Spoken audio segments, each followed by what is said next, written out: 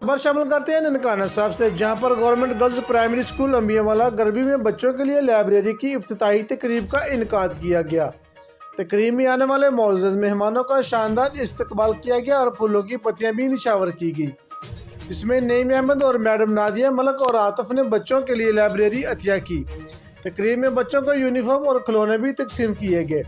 Madam Nadia ملک کا کہنا تھا کہ بچے پاکستان کا مستقبل ہیں، ہم اپنے بچوں کی تعلیم و تربیت کے لیے ہر ممکنہ کوشش کریں گے، انہیں ہر قسم کی سہولت مہیا کریں گے۔ ڈونر نعیم احمد کا کہنا تھا کہ ہم بچوں کی ایسی تربیت چاہتے ہیں کہ بچے انسانیت سے محبت کرنے والے بن جائیں۔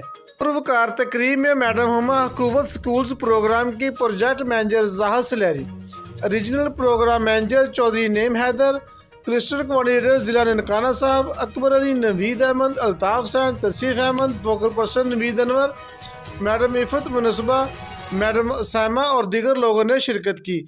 تقریب کے اختتام پر ڈونر کا شکریہ ادا کیا گیا۔ کیمرہ مین ٹیم کے ساتھ میاں عابد حسین، فاسٹ 92 نیوز، جڑامالہ۔